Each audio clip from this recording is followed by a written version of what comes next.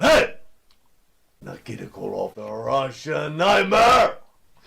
And you're watching the #1 show on Long Island with Monty and the Pharaoh. I'm having one fun with Monty and the Pharaoh, and I'm going to put him in the crossface again, and he's going to go down right now. Yeah. You're going to yell at me, the Pharaoh? I am. The return of Phil Brooks? Oh, CM Punk? would you stop? Don't call him Phil Brooks. Would you? Now you're going to join in with this guy?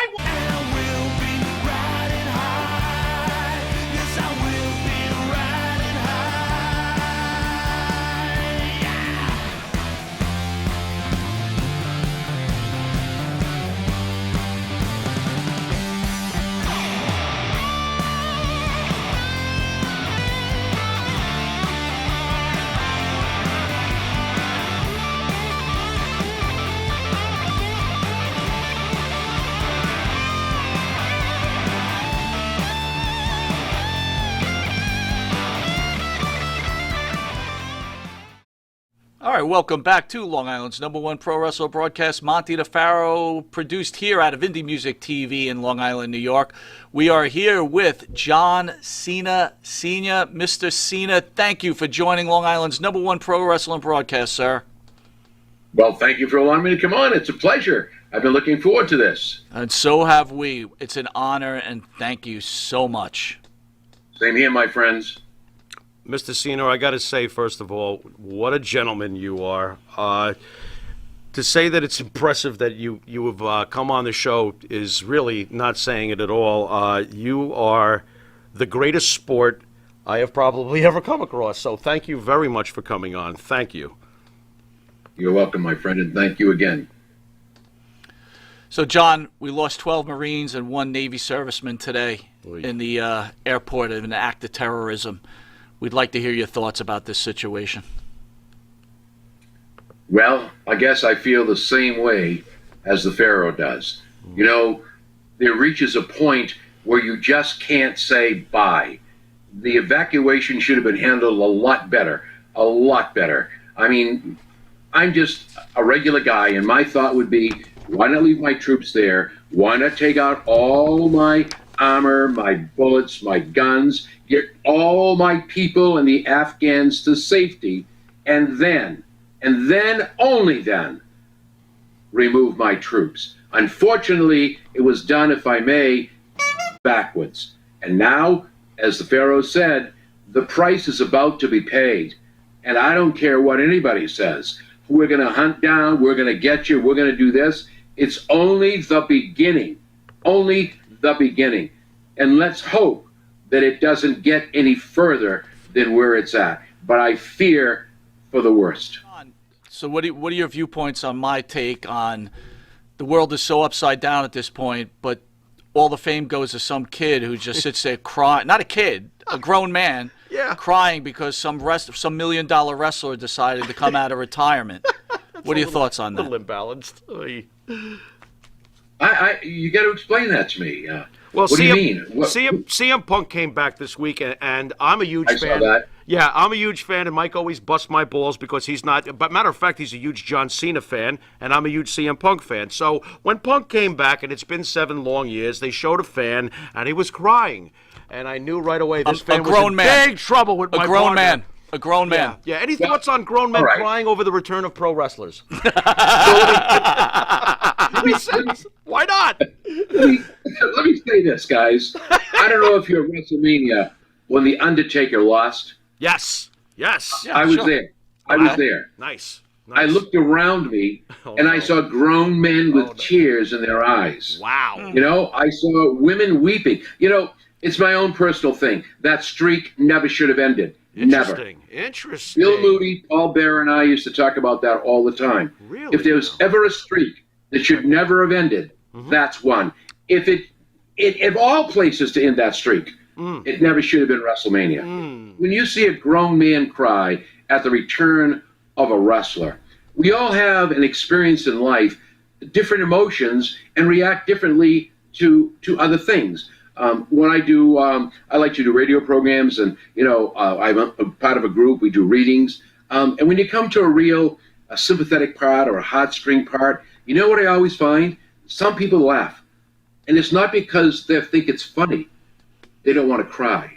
And so people have different ways of expressing it. You know, I think, and you're going to yell at me, Pharaoh?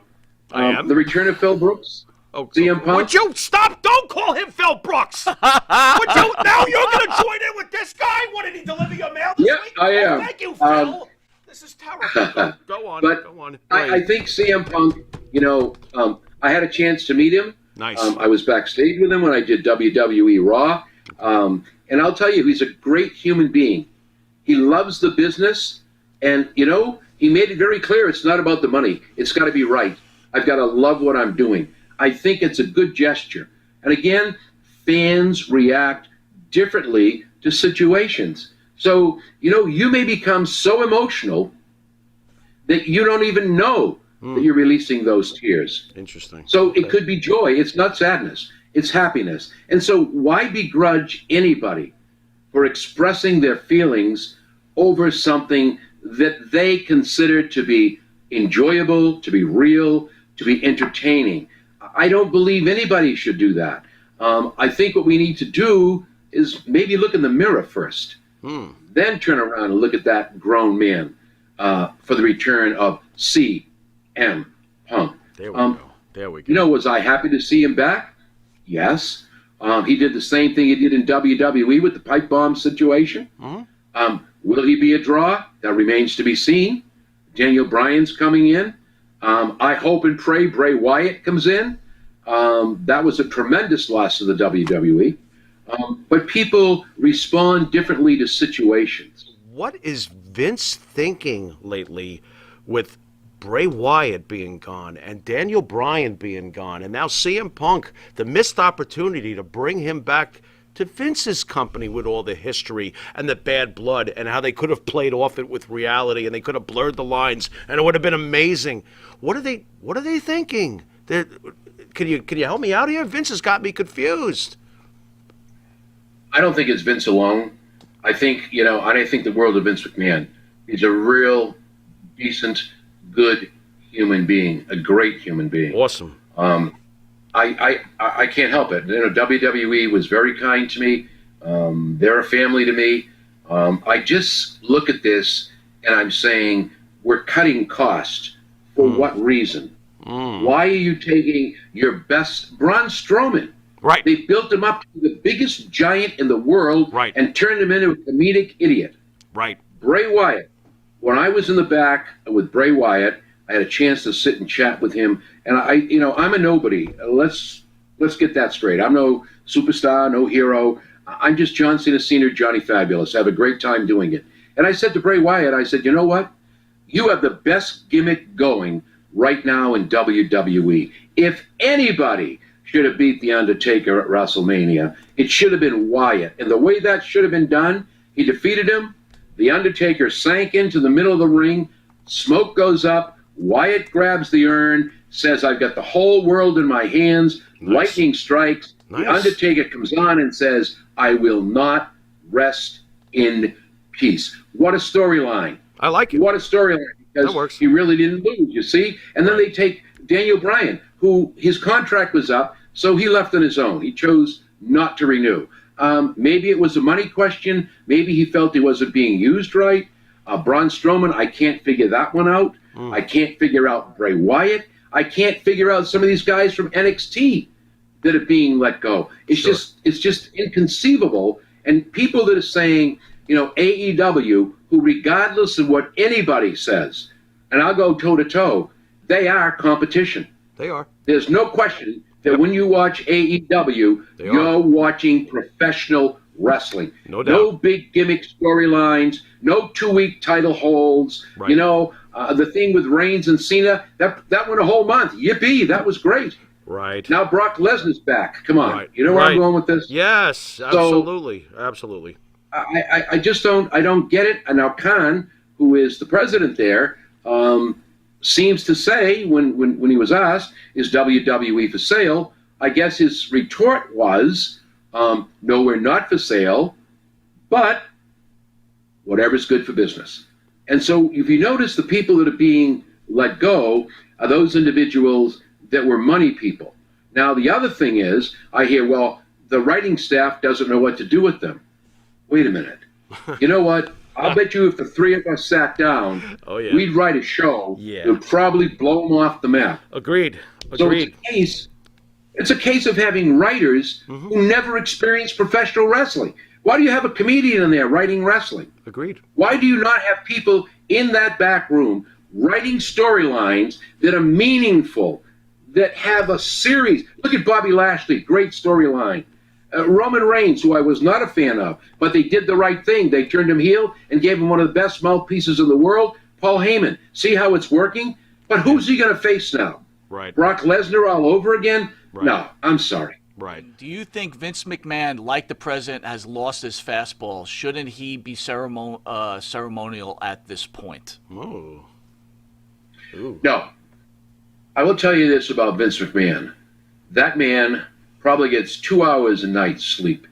He works hard, he loves what he does, and he takes care of the people that work for him.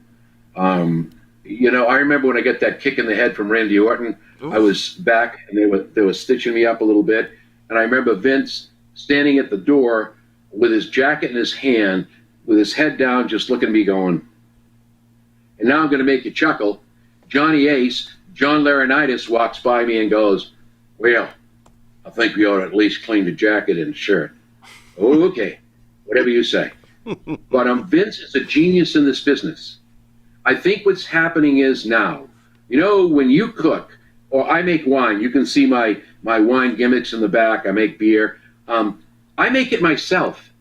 Because if I put too many fingers in the pie, it never works. Oh, yeah. And so now you've got ideas coming in from the writers, Paul Levesque, Stephanie McMahon, Vince McMahon. I'm sure Shane O'Mac's there.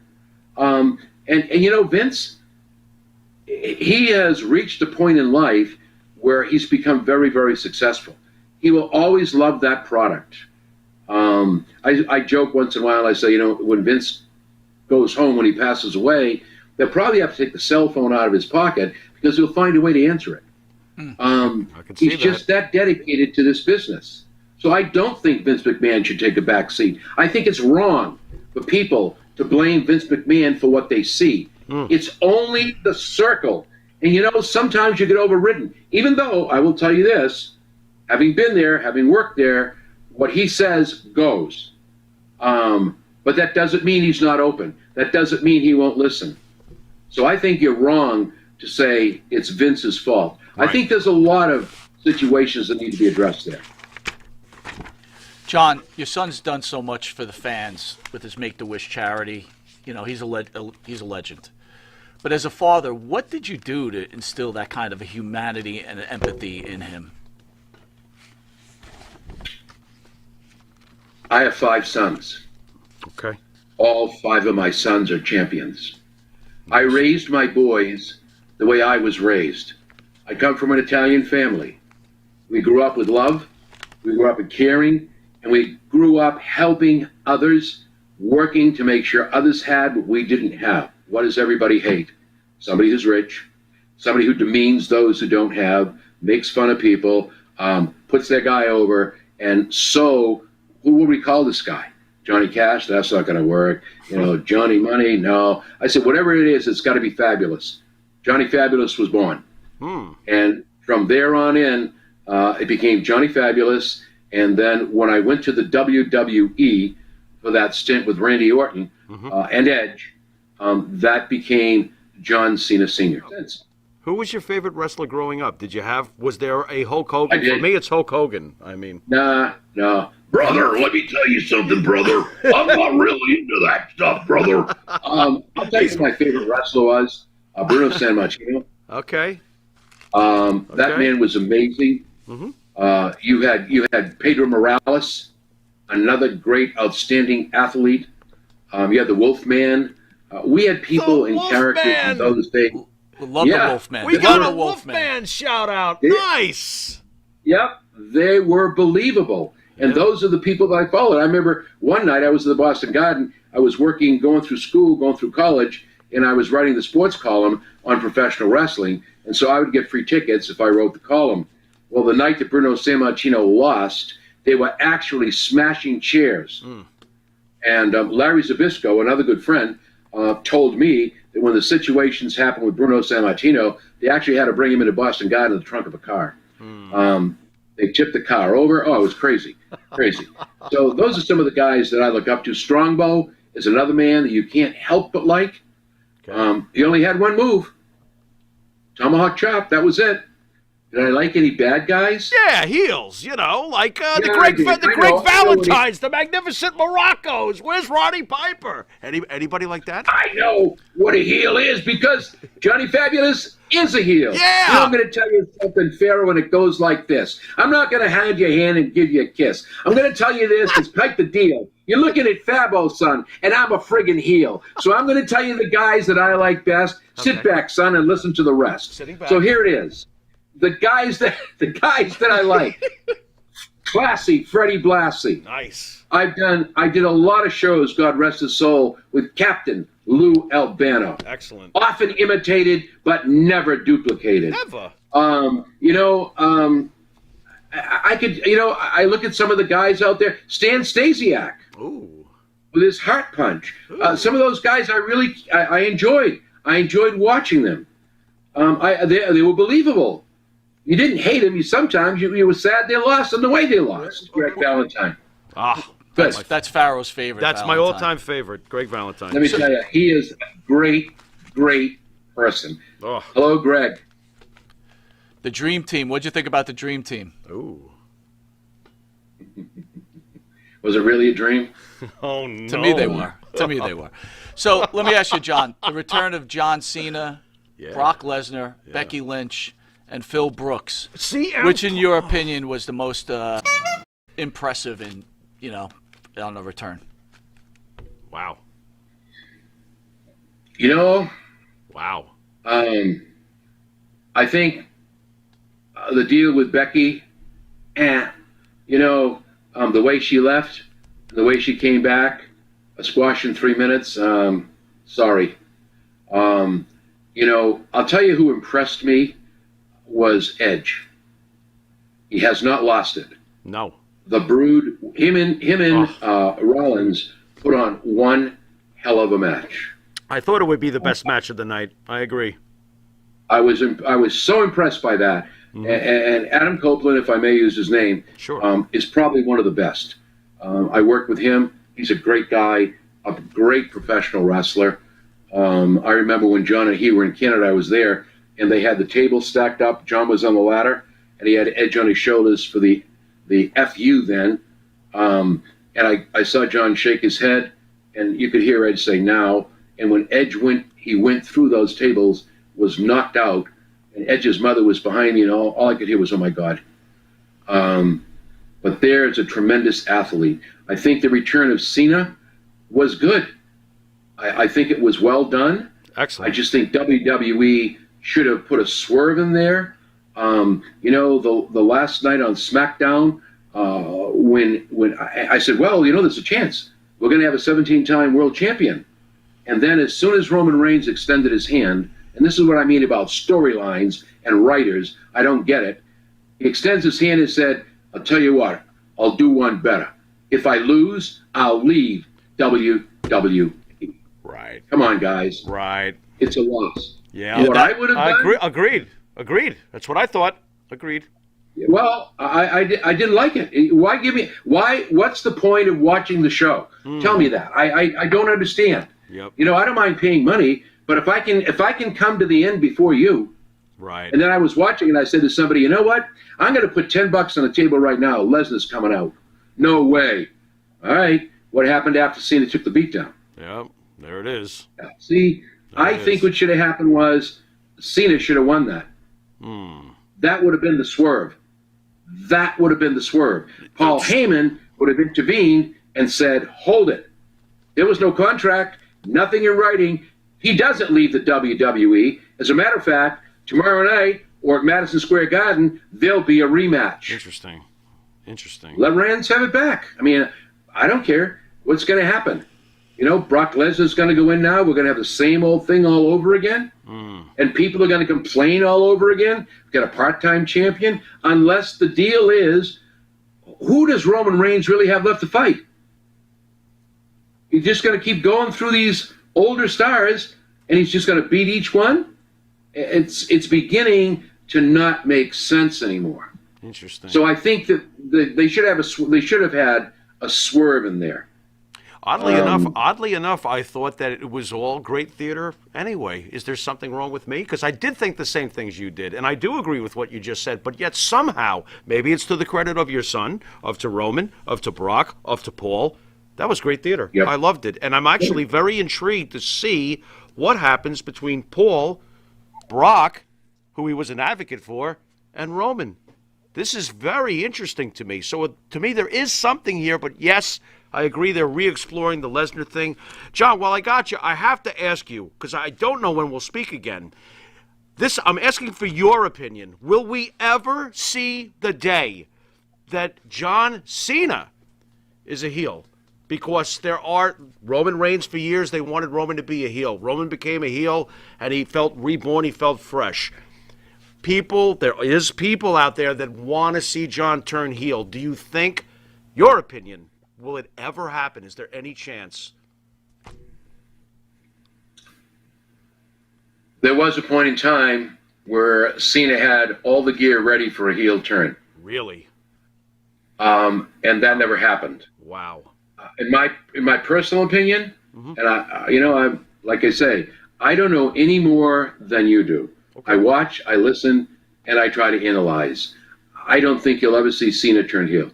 Oh man, I would love to see it. I got to be honest. I would love to see it. By any chance, did you get to see? Did you ever get to see the gear? You're telling me he had his gear. I don't expect you to reveal it. Did it look cool? No, I never saw it. Never saw it. I could just imagine. That was all over the internet, and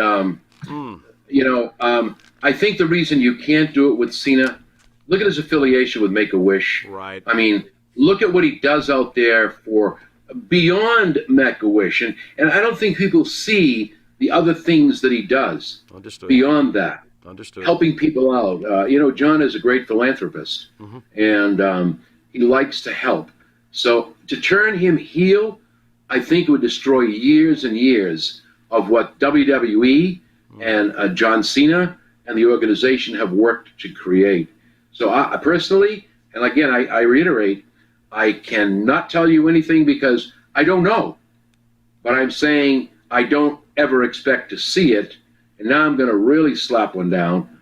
I don't ever expect to see a 17-time world champion. Oh, what makes you say that, if I can get you to elaborate maybe a little more? The perfect time to do that would have been the Reigns thing. Now, he's gone. He'll be gone after Madison Square Garden. Where he goes, I don't know. I don't talk business with him. We don't talk wrestling. I try to stay away from that. So, if he does come back, in order for him to get that strap, it can't be a 30-day stint. I don't think that's fair to the fans, the WWE fans. It's not fair at all. So if he were coming back for a 2 to 3 month stand, I think then there might be a chance of, Cena getting 17-time world champion. I have a lot of respect for Ric Flair. I've done a lot of shows with Rick and Mick Foley, and, I've had a lot of fun. I don't really think there's a need to break anybody's record. I think that both men have cemented their own legacies in the world of professional wrestling. We did a show I'm getting worried. that what do you mean? you heard, right? The most uninteresting man in wrestling. Oh, God. So now it's Please, your opportunity to take a shot at us. Oh, great. Can I Here hold you my go. ears until he's done? Because he's going to Take a Do shot. what? He's going to Take a shot at Why Monty and the Take a Pharaoh. shot at us. I'm going to hold my ears. Go ahead, Mr. Cena. You know what, guys? We deserved it. Hit it. Here's the deal. You know what? talking? You know how I smile all the time. I remember doing a show in Sturbridge. I was a heel. I came out with my guy. I told him that Sturbridge stunk. The porta potties on 128 smelled better than Sturbridge. And what happened to me? I got a beer thrown in my face and a woman's false teeth, and she said, "Get the out of Sturbridge." Job well So, done. and then I had to be escorted in Lynn by the state police into to my car in the parking lot. They're afraid I'd be shot. You know what, guys? Words don't bother me. I've learned a long time ago to take it from whence it comes. The statement you made, I analyzed and look at it, and I say, you know what? These guys are having fun. If you meant it, I'm sure you would have taken it further. You would have gone a lot further. I have no reason at all to take a shot at Monty and the Pharaoh. Why would I do that? God, thank God. It doesn't make sense. Oh, my God. Oy. All right, well, then I got to challenge you with one other thing. What are you doing? What now? You're All right, pushing we it. have, we have something called the John Cena Senior Challenge, where you have to say John Cena Senior 5 times dude, fast. I if you can't- could get it, you'll win you'll win a Monty and a Pharaoh a free pair of sunglasses. Would you please? But wanna if he pulls let's this take a off- shot. Can you do you it? actually say your name 5 times fast? 5 times. That's John not Cena fair. Senior. I have trouble saying it once. For me to So say what? John Cena Senior, John Cena Senior, John Cena Senior. You know what? I said it 5 times, brother. I like your show. 2 professionals, 2 men interested in the world of professional wrestling, presenting it as it should be presented. And you, my friend, should be commended for that, because there are a lot of other podcasts out there that just don't do that job. So congratulations, and I really, really want to thank you both for allowing me to come on your show. Hope I can do it again sometime. I'd like to extend an invitation to the both of you. If you're ever in this area, you look me up, and I don't know if you guys have ever been to the Kowloon restaurant in Saugus, Mass. That's my old stomping grounds. I go there all the time. We're not I banned? would- We're not banned. I heard we were banned from this place. The one he just Where? named. Kowloon? I thought we might be banned. I don't know. Go on, sir. Go on. I heard there was some poison duck for me over there. Well, that-